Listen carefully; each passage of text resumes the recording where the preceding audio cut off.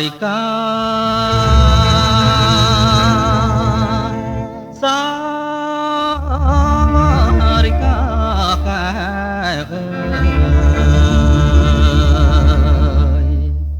សារិកាកែអើកាយកុំចង់លេសាជាមួយប្រុសខ្ញុំសារិកាកែអើកាយកុំចង់លេសាជាមួយប្រុសខ្ញុំខំរឹតតែកាយកែខ្លួនក្រមុំរឹតគូតឡើងក្បំទ្រូងឡើងស្រួចងអីយ៉ាប់តែខ្ញុំឃើញស្រីបានព្រមចារីតាំងអីចង្រៃវិយោអីយ៉ាប់តែខ្ញុំឃើញស្រីបានព្រមចារីតាំងអីចង្រៃវិយោក្រមុំត្បាញអាយមេម៉ាយវឹកវណាត់ឲ្យខ្ញុំមកស្រីដេកអោប្តីយ៉ាកំឡងច្រែចាប់អាដូចគេកំថាគេមានប្តីយ៉ាកំឡងច្រែចាប់អាដូចគេកំថាគេមានប្តីថាគេរត់ខ្លួនកែរៀងជាថ្មី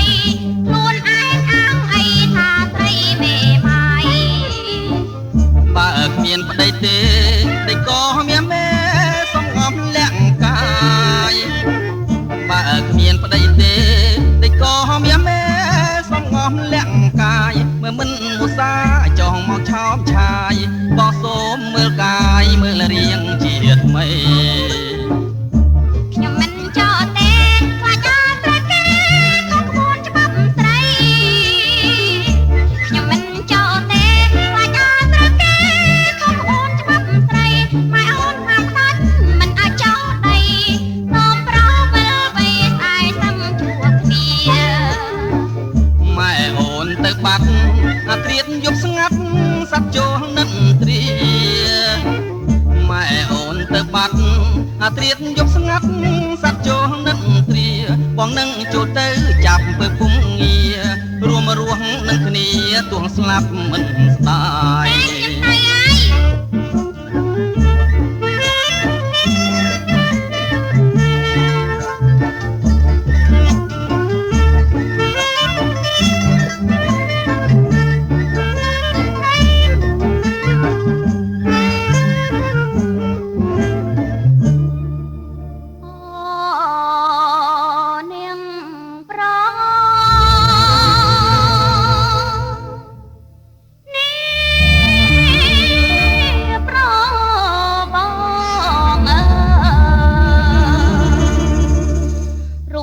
ជាស្រី